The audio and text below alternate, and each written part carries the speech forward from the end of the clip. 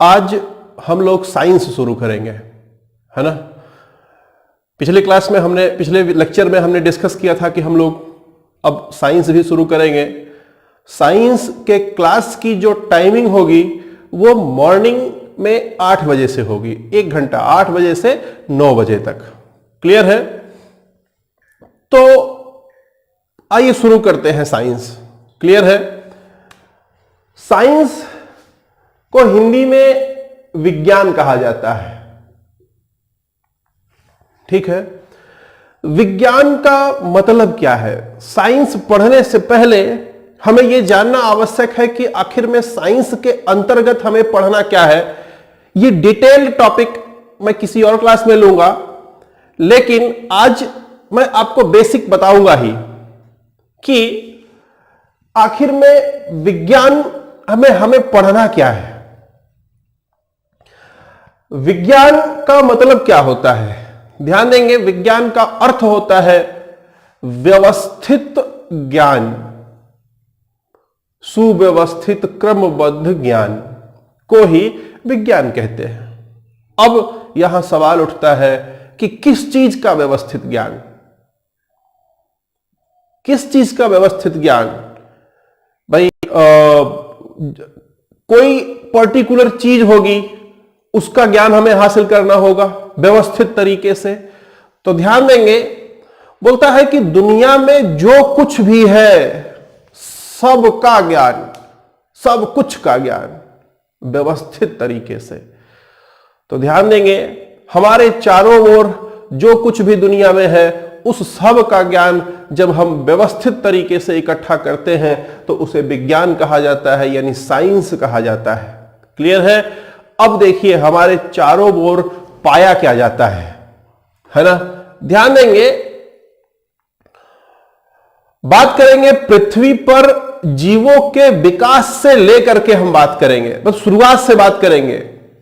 तो ध्यान दीजिए, सबसे जो पृथ्वी पर सबसे छोटी चीज जो है वो उप परमाणु होती है। उप परमाणु, छोटे छोटे उप परमाणु मिलकर के परमाणु बनाते हैं और कई परमाणु मिलकर के अणु बनाते हैं। ध्यान देंगे मेरी बात कि ये जो अणु है, ये अणु कार्बनिक एवं अकार्बनिक यौगिकों से क्रिया करता है। अणु जो पार्टिकल होगा, छोटा छोटा कण होगा, वो कार्बनिक एवं अकार्बनिक जो प्रकृति में यौगिक पाए जाते हैं उनसे क्रिया करता है। तो यही जो अणु है, ये अणु विकसित होकर के जैव अणु बन जाता है, वो जीवित हो जाता है। या यूं कहें, आप ऐसे समझिए, प्रकृति के द्वारा ओस, बारिश होती है, ओस पड़ता है, इन सब से मिलकर के आप देखिए कहीं पर एक कोई चीज अगर सड़ रहा हो तो कुछ दिनों बाद उसमें जीव उत्पन्न हो जाते हैं, ठीक है। तो ये एक सिद्धांत है। इसमें अणु जो है ये कार्बनिक एवं अकार्बनिक यौगिकों से क्रिया करता है तो जैव अणु बनता है। ध्यान देंगे मेरी बात, जैव अणु जब विकसित होता है धीरे धीरे तो वो कोशिका का रूप लेता है, और जीव की सबसे छोटी इकाई कोशिका होती है। ध्यान देंगे, हमारा शरीर है, हमारे शरीर के अंदर जो सबसे छोटी इकाई है वो कोशिका कहलाती है, सेल कहते हैं उसे हम लोग, है ना। समझेंगे बात कि उप परमाणु से मिलकर परमाणु बना, परमाणु से मिलकर के अणु बना। अब ये अणु क्रिया करेगा किसके साथ? यौगिकों के साथ, जो कंपाउंड्स हैं तमाम उनके साथ क्रिया करेगा और क्रिया करके जैव अणु बनाएगा। और ये जो जैव अणु होगा ये धीरे धीरे समय के साथ विकसित होता जाएगा और विकसित होकर के प्रोकैरियोटिक कोशिका का निर्माण करेगा। ध्यान देंगे, कोशिका 2 तरह की है, एक प्रो है, एक यू है। प्रोकैरियोटिक कोशिका यूकैरियोटिक कोशिका। प्रोकैरियोटिक का मतलब है कि जो अभी अपने पूर्वावस्था में हो, यानी कि कोशिका अपनी पूर्वावस्था में है, अर्थात अभी उसका डेवलपमेंट अच्छे तरीके से नहीं हुआ है, उसे प्रोकैरियोटिक कोशिका कहेंगे। और ये प्रोकैरियोटिक कोशिका जब डेवलप्ड हो जाती है तो उसे यूकैरियोटिक कोशिका कहते हैं। और जब ये यूकैरियोटिक कोशिका का रूप ले लेता है तो ध्यान देंगे, इसमें माना जाता है कि जीव इसके अंदर विकसित हो जाता है। अभी आएंगे, ये जो कोशिका है, ढेर सारी कोशिकाएं मिलेंगी तो ऊतक बनेगा, टिश्यू जिसे कहते हैं। और ये जो टिश्यूज हैं, ढेर सारे टिश्यूज मिलेंगे तो एक एक अंग मिलेगा। एक ही तरह के, एक ही फंक्शन कार्य करने वाले टिश्यूज जब मिलेंगे तो एक अलग तरह का अंग बनेगा। हमारे शरीर में कोशिकाएं हैं, कोशिकाएं मिली तो अंग बना, हाथ बना, पैर बना, सर बना, आंख बना, है ना। तो ये अंग हुए और कई सारे अंग, पूरे पूरे अंग मिलकर के जीव बनते हैं। अब कई जीव जब इकट्ठा होते हैं तो वो एक समुदाय होता है, ठीक है। और कई समुदाय जब मिलते हैं तो उसे परितंत्र कहा जाता है, पारितंत्र कहा जाता है। और पूरा पारितंत्र जब देखा जाएगा, पूरी दुनिया का पारितंत्र जब इकट्ठा किया जाएगा तो उसे कहा जाएगा जैव मंडल। क्लियर है? ध्यान देंगे, मेरी बात समझिए यहां पर कि हमें इन सब का व्यवस्थित अध्ययन करना होता है विज्ञान के अंतर्गत। तो ध्यान देंगे, उप परमाणु, परमाणु और अणु छुए जा सकते हैं, हाथ से फील किए जा सकते हैं, यह भौतिक विज्ञान हो गया। इसके यहां से रासायनिक क्रिया शुरू होती है, रासायनिक क्रियाएं हो करके यहां तक विकसित होता है। तो जो रासायनिक क्रिया होती है यहां पर, उसे रसायन विज्ञान के रूप में जाना जाता है। और जब यही रासायनिक क्रिया करके ये जैव अणु और ये प्रोकैरियोटिक कोशिका क्रिया करके जब विकसित होता है, यूकैरियोटिक बनता है, तो यहां से जीवन जीव में आ जाता है। और इसके ऊपर ऊतक, अंग और जीव, ये जीव विज्ञान कहलाता है। और यहां पर ये पारिस्थितिकी एवं पर्यावरण कहलाता है। क्लियर है? तो साइंस में बेसिकली हम लोगों को भौतिक विज्ञान, रसायन विज्ञान, जीव विज्ञान, ये तीन विज्ञान पढ़ने होते हैं। और अब इम्तिहान के दृष्टिकोण से कुछ इम्तिहानों में पारिस्थितिकी एवं पर्यावरण भी इंपॉर्टेंट हो गया है, जैसे आईएएस के एग्जाम में इंपॉर्टेंट हो गया है, टेट के इम्तिहान में इंपॉर्टेंट हो गया है। तो तमाम इम्तिहानों में यह पूछा जाने लगा है। क्लियर है? हम लोग शुरुआत करेंगे जीव विज्ञान से, ठीक। जीव विज्ञान पढ़ेंगे पहले, क्योंकि आपके इम्तिहान में सबसे ज्यादा महत्वपूर्ण जो है वो जीव विज्ञान है। ध्यान देंगे मेरी बात, जब हम विज्ञान का एप्लीकेशन पढ़ते हैं तो वो टेक्नोलॉजी कहलाता है। विज्ञान की तीन शाखाएं आपको दिख रही हैं, भौतिक विज्ञान, रसायन विज्ञान और जीव विज्ञान। इन्हीं तीनों का जब हम एप्लीकेशन पढ़ते हैं कि कैसे इसको इंसान उपयोग कर रहा है, तो वो टेक्नोलॉजी कहलाता है। तो हमारा जो पूरा पूरा सिलेबस है वो साइंस केवल नहीं है, साइंस एंड टेक्नोलॉजी है, ठीक है। तो साइंस एंड टेक्नोलॉजी के अंदर हमें जो चीजें पढ़नी है, यहां पर जीव विज्ञान, रसायन विज्ञान, भौतिक विज्ञान, जीव विज्ञान का एप्लीकेशन, रसायन विज्ञान का एप्लीकेशन और भौतिक विज्ञान का एप्लीकेशन, इन तीनों का एप्लीकेशन भी पढ़ना होगा। क्लियर है? तो जब एप्लीकेशन पढ़ेंगे तो वहां पर बायोटेक्नोलॉजी आएगा, वहां पर स्पेस टेक्नोलॉजी आएगा, वहां पर कंप्यूटर यानी इंफॉर्मेशन टेक्नोलॉजी आएगा, है ना, वहां पर रक्षा प्रौद्योगिकी यानी कि डिफेंस टेक्नोलॉजी आएगा। तो वो सारे टेक्नोलॉजी भी हमें यहां पर पढ़ना होगा। क्लियर है? लेकिन शुरुआत हम लोग कहां से करेंगे? शुरुआत हम लोग जीव विज्ञान से करेंगे। ध्यान देंगे, मैं एक इंजीनियरिंग ग्रेजुएट हूं, मैं आपको इन चीजों को और बेहतर तरीके से, ध्यान देंगे, साइंस को बेहतर तरीके से मैं आपके सामने रख सकता हूं क्योंकि ये मेरा स्ट्रीम रहा है। लेकिन बायो की बात जहां तक आती है, चूंकि ये इम्तिहान के दृष्टिकोण से महत्वपूर्ण है, इसलिए हमने इसको एक अलग अंदाज में ही तैयार किया हुआ है। आप इसको जो है पढ़ें, देखें कि किस तरीके से ये क्लास जो आपकी होने वाली है कितना अलग है।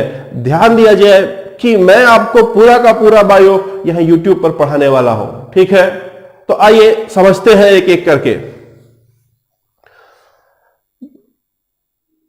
जब ये जैव अणु विकसित होकर प्रोकैरियोटिक कोशिका बनता है तो ध्यान देंगे कोशिका की स्थिति क्या है, कोशिका का रूप क्या है, स्ट्रक्चर क्या है, उसको समझते हैं। कोशिका कुछ इस तरीके से होती है, ठीक है, जिसके बाहर, इसे बाहर वाले भाग को प्लाज्मा मेम्ब्रेन यानी प्लाज्मा झिल्ली कहा जाता है, ठीक है। यह दोहरी पारगम्य झिल्ली होती है, डबल परमिएबल मेम्ब्रेन होता है, ठीक है। ध्यान देंगे ये पारगम्य, दोहरी पारगम्य झिल्ली होती है और इसके अंदर केंद्रक पाया जाता है। केंद्रक के अंदर डीएनए और गुणसूत्र क्रोमोसोम पाए जाते हैं। क्लियर है? जब बात करेंगे प्रोकैरियोटिक कोशिका और यूकैरियोटिक कोशिका की, तो प्रो का मतलब यहां पर है कि अभी वो पूर्ण रूप से विकसित नहीं हुआ है। तो ध्यान देंगे यहां पर जब ऐसा कोई कोशिका हो, ऐसी कोई कोशिका हो जिसका केंद्रक विकसित ना हो, तो एक तरह से यह निर्जीव के रूप में भी होता है। आप जितने वायरस होते हैं, अभी आजकल कोरोना वायरस चल रहा है ना, ध्यान देंगे क्या होता है कि एक तरह की यह प्रोकैरियोटिक कोशिका होती है कि यह वायुमंडल में ऐसे निर्जीव अवस्था में रहेगा, अपने आप में यह प्रजनन नहीं कर सकता, अपने आप में यह बढ़ोतरी नहीं कर सकता। अगर यहां पर एक कोशिका है प्रोकैरियोटिक कोशिका, तो अपने आप में यह विकसित नहीं होगी, एक ही एक रहेगी। लेकिन जैसे ही यह कोई माध्यम, इंसान के शरीर का माध्यम पा जाएगी, तो 1 से 2, 2 से 4, 4 से 8, 8 से 16, ऐसे इसके अंदर सेल बढ़ते जाएंगे, बढ़ते जाएंगे, बढ़ते जाएंगे। क्लियर है? तो एक तरह से यह निर्जीव रूप में वायुमंडल में भी हो सकता है। क्लियर है? तो यहां का जो स्थिति है वो ये कि प्रोकैरियोटिक कोशिका का केंद्रक डेवलप्ड नहीं होता है। अब चूंकि ये केंद्रक डेवलप नहीं होता है, तो यहां पर जो पाए जाने वाले पदार्थ है वो पूरी जगह घूम रहे होते हैं, पूरे अंदर वाले पूरे पार्ट में घूम रहे होते हैं, कहीं एक जगह केंद्रित नहीं हो पाते हैं। ठीक है? जब ये डेवलप होकर के यूकैरियोटिक कोशिका बनता है, तो यूकैरियोटिक कोशिका की स्थिति यह होगी कि इसके अंदर केंद्रक पाया जाएगा और केंद्रक के अंदर डीएनए, यानी यहां पर डीएनए के साथ साथ क्रोमोसोम पाया जाएगा। क्लियर है? क्रोमोसोम यानी गुणसूत्र कहते हैं। मनुष्य के शरीर में 46 गुणसूत्र होते हैं, जिसे 23 जोड़ी गुणसूत्र भी कहा जा सकता है। एक जोड़ी में 2 होगा तो 23 जोड़ी में 46 यानी 46 गुणसूत्र होंगे। क्लियर है? आगे बढ़ते हैं। कोशिका का एक सिद्धांत है, कोशिका का एक सिद्धांत है। सिद्धांत यह है कि सबसे पहली चीज यह कहता है कि कोशिका किसी जीव की क्रियात्मक एवं संरचनात्मक इकाई होती है, यानी यूनिट होती है। मतलब क्या है? ध्यान देंगे, यूनिट मतलब इकाई, मतलब अपने सबसे छोटे से छोटा जो अपने आप में पूर्ण हो उसे यूनिट कहा जाता है। ठीक? वह छोटे से छोटा भाग जो अपने आप में पूर्ण हो, ठीक है, अपने आप में पूर्ण हो तो वो संरचनात्मक इकाई होगी, और वह छोटे से छोटा भाग जो काम करने के लिए अपने आप में सक्षम हो वह क्रियात्मक इकाई कहलाएगी। तो जीव का क्रियात्मक एवं संरचनात्मक, स्ट्रक्चरल, ध्यान देंगे, एवं स्ट्रक्चरल एंड फंक्शनल यूनिट जो है उसे सेल को माना जाता है। बोलता है कि सेल अपने आप में काम भी कर सकता है और सेल अपने आप में पूर्ण स्ट्रक्चर भी होता है। क्लियर? आगे बोलता है कि प्रत्येक जीव, जितने जीव हैं वो कोशिका से ही बने होते हैं। कुछ जीव एक कोशिकीय होते हैं और कुछ जीव एक कोशिका से अधिक उनके पास होता है, ठीक है। तो हम लोग बहुकोशिकीय जीव हैं, है ना। आगे बढ़ते हैं, आगे बोलता है कि कोशिका के अंदर स्वजनन यानी स्वप्रजनन की क्षमता पाई जाती है। स्वप्रजनन की क्षमता होती है कुछ ऐसे, देखिए, अगर ये एक कोशिका है, ठीक, तो इससे दो कोशिका बन जाएगी, इससे दो कोशिका, ठीक। अब इससे, इस दो से चार कोशिका बन जाएगी, है ना। इस दो से चार कोशिका बनेगी। मेरे कहने का मतलब है कि कोशिका आपस में ही विदलित होकर के एक से दो, दो से चार, चार से आठ, आठ से 16 ऐसे ही कोशिकाओं का निर्माण करती रहती है, ठीक है। तो ये कोशिका निर्माण हुआ। अब आप समझिए बात यहां पर कि कोशिका में जहां ये देखेंगे जो केंद्रक है, यहां पर द्रव्य भी पाया जाता है। इसे ही हम लोग जीव द्रव्य कहते हैं, ठीक। ये जो जीव द्रव्य है अगर कोशिका के अंदर होगा तो कोशिका जीवित रहेगी। अगर वह जीव द्रव्य मतलब वह जीव द्रव्य खत्म हो गया तो कोशिका मृत हो जाएगी। आपके शरीर के अंदर नाखून होता है, नाखून का जो पार्ट आगे बढ़ जाता है उसकी कोशिकाएं जो होती हैं, कोशिकाएं मृत हो जाती हैं। कोशिकाएं मृत कैसे होती हैं? वहां का जो जीव द्रव्य है वो समाप्त हो जाता है। यानी कि कोशिका तभी जीवित रहेगी जब शरीर के अंदर जीव द्रव्य होगा, कोशिका के अंदर जीव द्रव्य होगा। और जब तक कोशिका जीवित रहेगी तभी इंसान जीवित रहेगा, नहीं तो इंसान जीवित नहीं रहेगा, ठीक है। तो ध्यान देंगे मेरी बात। जीवन का अस्तित्व में आना,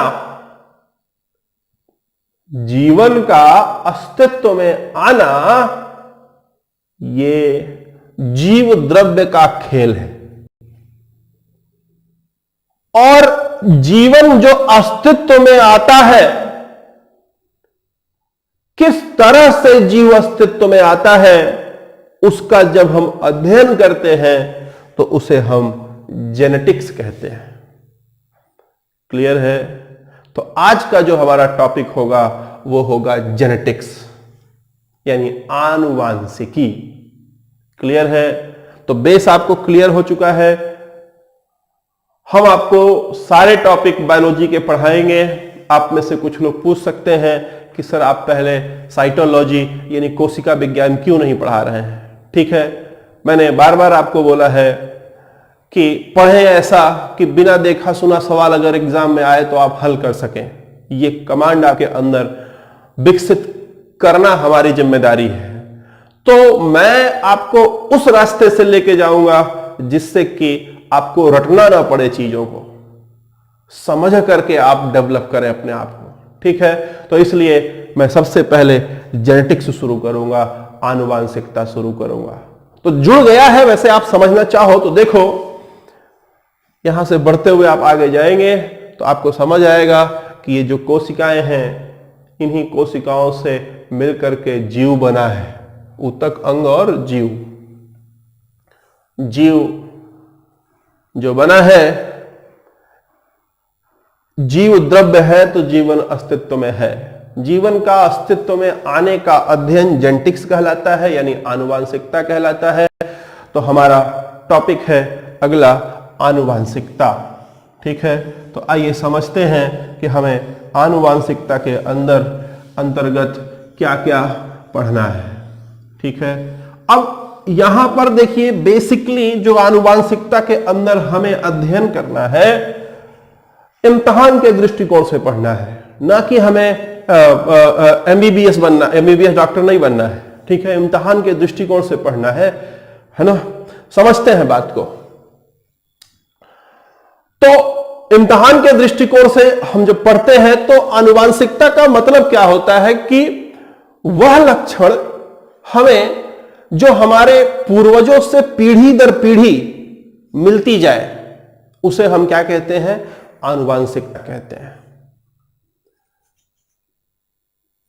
वह लक्षण जो हमें अपने माता पिता से मिले या उनके माता पिता से मिले, मतलब लक्षण हमारे शरीर के अंदर जो कुछ मिल रहे हैं हमारे पूर्वजों से, उसी के अध्ययन को हम लोग आनुवांशिकता कहते हैं।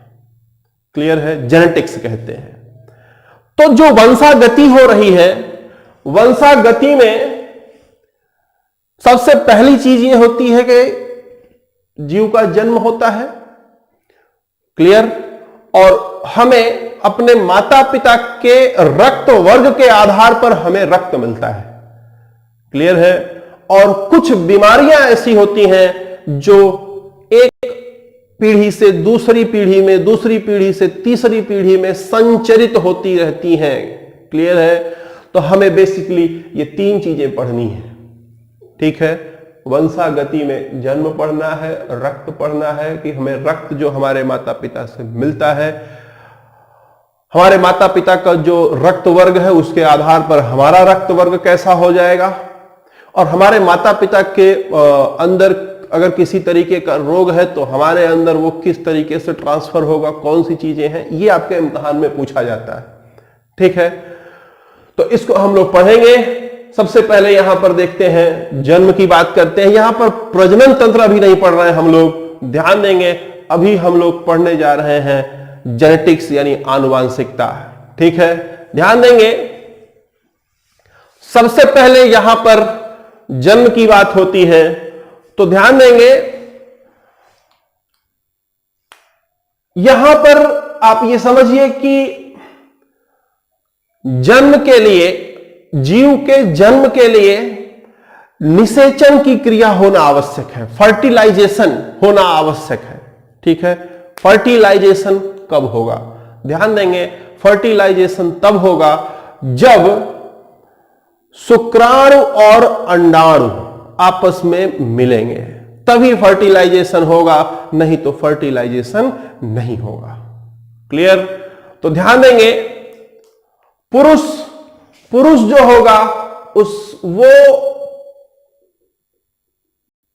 पुरुष के वृषण से शुक्राणु जनित होगा और महिला के अंडाशय से अंडाणु जनित होता है। ठीक है, ध्यान देंगे मेरी बात कि जो शुक्राणु जनित होगा और जो अंडाणु जनित होगा, इसमें जो क्रोमोसोम पाए जाते हैं, मैंने आपको बताया था इसके पहले कि मनुष्य के शरीर में 22 प्लस XX या XY यही गुणसूत्र पाए जाते हैं। 22 जोड़ी मतलब 44, 45, 46, 22 जोड़ी 44 हो गया, 45, 46, यानी कुल मिलाकर के आप ये देख रहे हैं कि 46 यानी 46 गुणसूत्र पाए जाते हैं। ठीक है, ध्यान देंगे मेरी बात, समझेंगे कि ये जो 22 जोड़ी गुणसूत्र होता है इसे सोमैटिक क्रोमोसोम कहते हैं। सोमैटिक क्रोमोसोम, और ये जो एक जोड़ी है XX या XY, इसे इसे सेक्सुअल क्रोमोसोम कहते हैं, यानी हिंदी में लैंगिक गुणसूत्र कहते हैं, और इसे दैहिक गुणसूत्र कहते हैं। ध्यान देंगे, ये जो गुणसूत्र है 22 जोड़ी यानी 44 गुणसूत्र जो है, ये आपके देह दैहिक यानी आपके शरीर की बनावट को ये निरूपित करते हैं। लेकिन ये जो दो गुणसूत्र हैं, ये आपका लिंग निर्धारित करते हैं, आपका सेक्स निर्धारित करते हैं। क्लियर है? तो ध्यान देंगे, अगर XX है तो वो फीमेल होगी यानी महिला होगी, और अगर गुणसूत्र XY है तो वो मेल यानी कि पुरुष होगा। क्लियर है? तो जब पुरुष के द्वारा शुक्राणु दिया जाएगा तो जो इसका लैंगिक गुणसूत्र होगा वो XY होगा। ठीक है?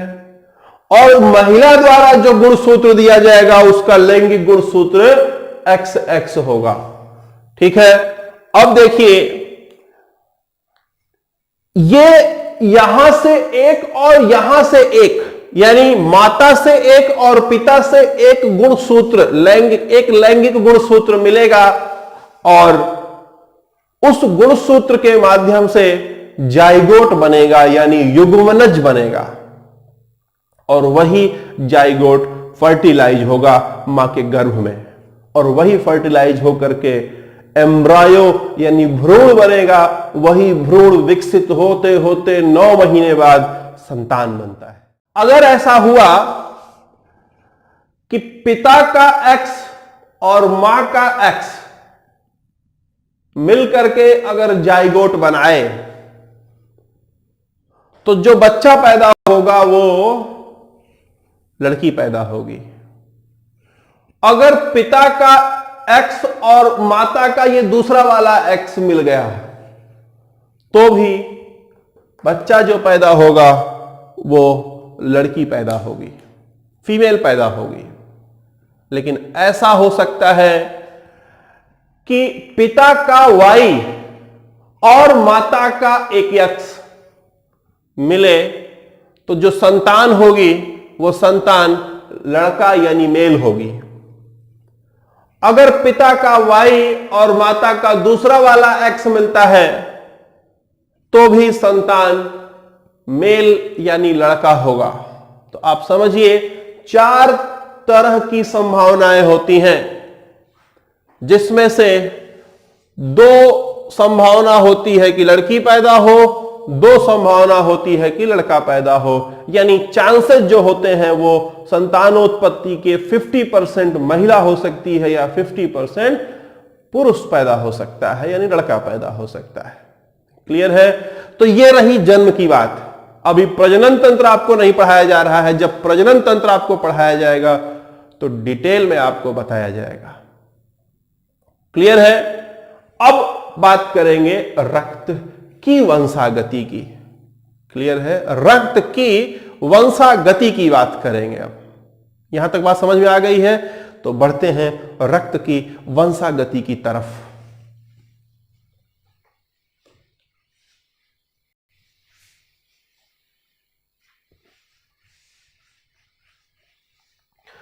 रक्त की वंशागति की तरफ बढ़ेंगे तो ध्यान देंगे, मेरी बात समझेंगे। सबसे पहले आपको यहां पर जीन समझना पड़ेगा कि जीन क्या होता है। ध्यान देंगे, ये डीएनए का डबल हेलिकल स्ट्रक्चर है। आप ऐसे समझिए कि यहां पर तमाम तरीके के प्रोटीन पाए जा रहे हैं डीएनए में। बोलता है कि कुछ ऐसा भाग होता है इसके अंतर्गत जो हमारे पूर्वज में है, वैसा का वैसा ही हमारे अंदर आ जाता है। तो बोलता है वह छोटा सा कूट,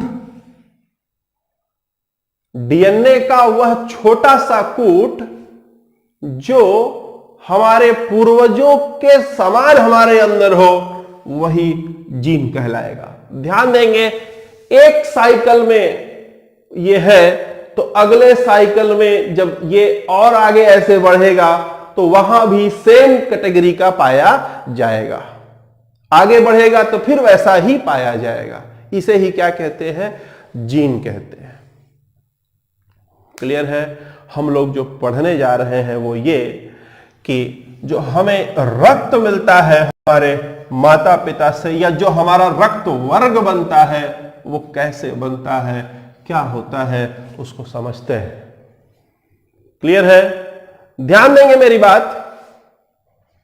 कि यहां पर आपको यह समझना पड़ेगा कि ब्लड ग्रुप 4 तरह के होते हैं, ए बी और ओ। ये 4 तरह के ब्लड ग्रुप होते हैं। क्लियर है? आप यहां एक बात समझिए कि ये जो ब्लड ग्रुप है, इन ब्लड ग्रुप में जीन का एक स्ट्रक्चर होता है। ठीक है? ध्यान दीजिएगा, बोलता है कि अगर ब्लड ग्रुप ए है तो जो जीन का स्ट्रक्चर होगा वो उसमें अल्फा ए होगा, नहीं तो अल्फा ओ होगा। ध्यान दीजिएगा मेरी बात कि ये अल्फा ए एलील्स कहा जाता है। क्या कहा जाता है? एलील्स। घबराइए मत, सब समझ आएगा। क्लास के अंत तक बने रहिए, पूरा पूरा खेल समझ आएगा। चूंकि ये बायो है और हमें आपको इम्तिहान के दृष्टिकोण से केवल पढ़ाना है, ना कि हमें आपको जो है डॉक्टर बनाना है ना। तो गवर्नमेंट एग्जाम पास करने के दृष्टिकोण से पढ़ाना है तो हमें कुछ चीजें स्किप करनी पड़ेंगी, कुछ चीजें छोड़ करके आपको पढ़ानी पड़ेंगी, लेकिन समझ में सब आए ये मेरी जिम्मेदारी होगी। ठीक है? आपका इम्तिहान में सवाल ना छूटे ये मेरी जिम्मेदारी होगी। ठीक? बस बने रहिए। ध्यान दीजिएगा, इसे एलील कहते हैं। अल्फा ए अल्फा ओ, इसे एलील कहते हैं। ठीक है? 2 एलील मिलते हैं जब, तो एक ब्लड ग्रुप कोई भी आपका परिचायक बनता है उसका। ध्यान दीजिए, अल्फा ए या अल्फा ओ, अगर किसी मनुष्य के शरीर में ये एलील पाए गए, एक जोड़ी एलील होगा, एक जोड़ी एलील से एक जीन यहां पर ब्लड ग्रुप ए बनेगा। अगर ये वाला है तो भी ए बनेगा, ये वाला है तो भी ए बनेगा। इसे डोमिनेंट कहेंगे, इसे रिसेसिव कहेंगे, है ना। डोमिनेंट और रिसेसिव अभी समझने की बात नहीं है, अभी केवल इतना समझिए कि ये भी ब्लड ग्रुप ए है, ये भी ब्लड ग्रुप ए है। बात करेंगे जब ब्लड ग्रुप बी की, तो ब्लड ग्रुप बी के लिए भी ऐसा ही होगा। अल्फा बी हो या अल्फा बी अल्फा ओ हो। क्लियर है? ए बी के लिए क्या होगा? Alpha A alpha B. और ओ के लिए क्या होगा? अल्फा ओ अल्फा ओ। ठीक है? अगर किसी मनुष्य के शरीर में जो एलील्स पाए जा रहे हैं वो अल्फा ए अल्फा ओ है तो भी ब्लड ग्रुप ए होगा, अल्फा ए है तो भी ब्लड ग्रुप ए होगा, अल्फा बी है तो ब्लड ग्रुप बी होगा, अल्फा ओ है तो ब्लड ग्रुप बी होगा। लेकिन अल्फा बी पाया गया तो ब्लड ग्रुप ए बी होगा, और अल्फा ओ अगर पाया गया तो ब्लड ग्रुप ओ होगा। क्लियर है? तो आप अगर समझें तो जो जीन पूल है, जो मनुष्य का जीन पूल है, जो जीन का समूह है, इसे 2 भागों में बांटा जा सकता है। एक होता है होमोलोगस और एक होता है हेट्रोलोगस यानी समजात, और दूसरा हेट्रोलोगस यानी विषम जात। क्लियर है? समजात और विषम जात। तो समजात की जब बात करेंगे यहां पर, तो यहां पर alpha A, alpha A, alpha B, alpha B, alpha O समान हो, दोनों पर एलील समान हो तो समजात, और जब दोनों पर एलील अलग अलग हो, alpha A, alpha B, alpha A, alpha O, alpha B, alpha ओ, तो इसे कहेंगे हेट्रोलोगस यानी विषम जात। पॉइंट क्लियर है सो फार? चले आगे। ध्यान दीजिए, आपके इम्तिहान में जो सवाल पूछेगा वो किस तरीके का, कि ब्लड ग्रुप ए की शादी या ब्लड ग्रुप ए बी की शादी ब्लड ग्रुप ओ से हो गई, तो बताइए निम्नलिखित में से उनके संतान का ब्लड ग्रुप कौन सा होगा? ऐसा पूछ सकता है सवाल। या पूछ सकता है कि ए बी की शादी ओ से हुई, तो बताइए ब्लड ग्रुप ए बी पैदा होने की संभावना कितना प्रतिशत है, या ब्लड ग्रुप बी पैदा होने की संभावना कितना परसेंट है, ब्लड ग्रुप ओ पैदा होने की संभावना कितना परसेंट है। ये दो तरह के बेसिक सवाल बनेंगे, एक में परसेंटेज निकालने को पूछता है, एक में केवल और केवल ब्लड ग्रुप निकालने को पूछता है। क्लियर है? तो इन दोनों को हमें समझना पड़ेगा। ठीक है, तो हम लोग ऐसा तरीका पढ़ें कि दोनों हमको समझ आ जाए। ठीक, ब्लड ग्रुप भी निकाल सके और परसेंटेज भी निकाल सके। तो ध्यान देंगे, जो मैक्सिमम जो क्वेश्चन बन सकते हैं वो कौन कौन से बन सकते हैं। देखिए, ऐसा हो सकता है कि ब्लड ग्रुप ए की शादी ए से हो जाए। ठीक है, blood group A married with blood group A, तो इनका बच्चा जो पैदा होगा किस ब्लड ग्रुप का पैदा होगा, ऐसा पूछ सकता है। या पूछ सकता है कि ब्लड ग्रुप बी पैदा होने की संभावना कितना परसेंट है, ए पैदा होने की संभावना कितना परसेंट है, या ओ पैदा होने की संभावना कितना परसेंट है, ऐसे पूछ सकता है। तो जितने तरीके के जोड़े बन सकते हैं, जो शादियां होती हैं कितने तरीके की हो सकती हैं, कितने तरीके के जोड़े हो सकते हैं, उतने तरीके के यहां पर सवाल बनेंगे। क्लियर है? तो ए की शादी ए से हो सकती है, ए की शादी बी से हो सकती है, ए की शादी ए बी से हो सकती है, और ए की शादी ओ से हो सकती है।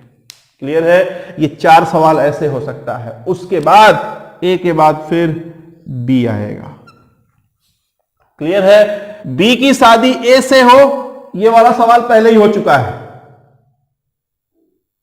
बी की शादी ए से हो, ये वाला सवाल यहां पे हो चुका है।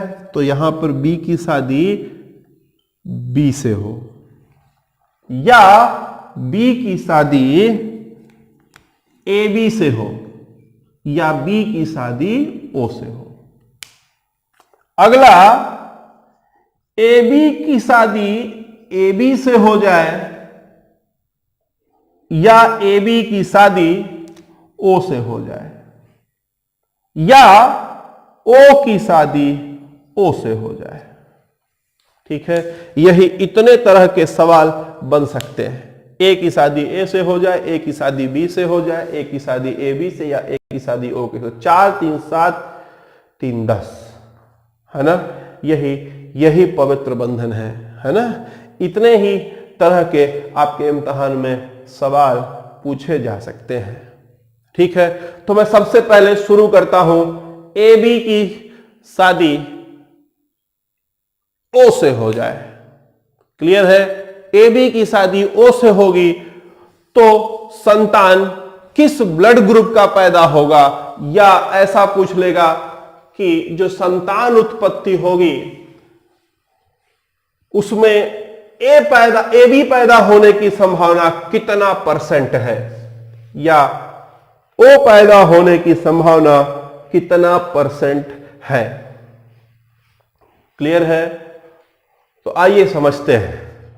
ध्यान दीजिएगा, यहां पर मैंने जो सवाल दिया है वो ये है कि A B married with O, यानी ब्लड ग्रुप ए बी की शादी ब्लड ग्रुप ओ से हो गई, तो जो संतान उत्पन्न होगी, ए बी पैदा होने की संभावना, ए पैदा होने की संभावना कितना परसेंट, बी होने की संभावना कितना परसेंट, ए बी होने की संभावना कितना परसेंट, ओ पैदा होने की संभावना कितना परसेंट होगा, ऐसा सवाल आपसे पूछ सकता है।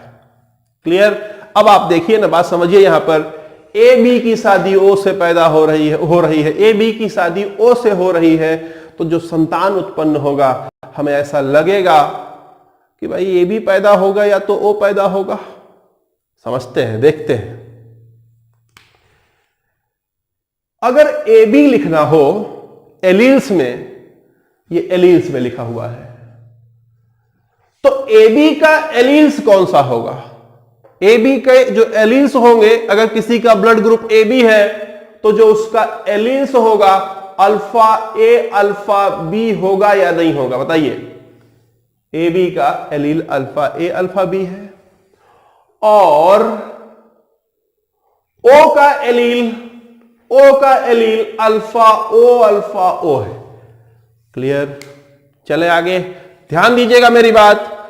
अब निषेचित जब होगा तो एक एलील यहां से और एक एलील यहां से मिलेगा।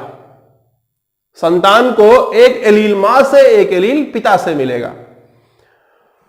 तो हो सकता है कि ये अल्फा ए इसके साथ कॉम्बिनेशन बना ले, ये पहला सिचुएशन हो सकता है। अगर ऐसा हुआ, ये तो पहला सिचुएशन हो गया। दूसरा सिचुएशन हो सकता है कि ये अल्फा ए दूसरे वाले अल्फा ओ के साथ कॉम्बिनेशन बना ले। तीसरा सिचुएशन होगा कि ये अल्फा बी इस अल्फा ओ के साथ सिचुएशन बना ले, कॉम्बिनेशन बना ले। और चौथा होगा कि ये अल्फा बी इस अल्फा ओ के साथ अपना कॉम्बिनेशन बना ले। तो देखिए ना, पहला जो कॉम्बिनेशन है अल्फा ए अल्फा ओ, ये पहला है, ये एक संभावना है बच्चा पैदा होने की। दूसरी संभावना अल्फा ए अल्फा ओ। तीसरी संभावना अल्फा बी अल्फा ओ। क्लियर है? और चौथी संभावना, ये देखिए इससे मिल रहा है, तो चौथी संभावना जो होगी वो अल्फा बी अल्फा ओ। तो इस प्रकार आप देखिए कि अल्फा ए अल्फा ओ अगर है, अल्फा ए अल्फा ओ है तो ब्लड ग्रुप ए होगा। अल्फा ए अल्फा ओ है तो ब्लड ग्रुप ए होगा। अल्फा बी अल्फा ओ है तो ब्लड ग्रुप बी होगा। अल्फा बी अल्फा ओ है तो ब्लड ग्रुप बी होगा। ध्यान दीजिए, 4 तरह के बच्चे, 4 तरह की संतान उत्पन्न होने की संभावना है। 4 तरह के संतान उत्पन्न होने की संभावना है, जिसमें से ए बी नहीं पैदा हो सकता, ना ही ओ पैदा हो सकता है। ध्यान दें, ए बी की शादी ओ से हुई, लेकिन जो संतान उत्पन्न होगा न तो ए बी होगा न ही ओ होगा। यह इम्तिहान में सबसे ज्यादा पूछा जाता है, क्योंकि यह एकमात्र ऐसा कंडीशन है जिसमें एक भी संतान अपने माता पिता के ब्लड ग्रुप को मैच करने की कोई संभावना नहीं होती है। तो ए पैदा होने की संभावना 0%, ए बी पैदा होने की संभावना 0%, ओ पैदा होने की संभावना 0%। ए पैदा होने की संभावना कितनी होगी? 4 में से 2। ये देखिए 0 हो गया, ये 0 हो गया, ये क्या होगा? 4 में से 2 है, और ये भी 4 में से 2 है। तो जो संभावना होगी ए पैदा होने की वो 50%, और बी पैदा होने की संभावना भी 50% होगी। उम्मीद करते हैं कि आपको यह बात समझ आई है। क्लियर है। इसी तरीके से ये यहां पे जितने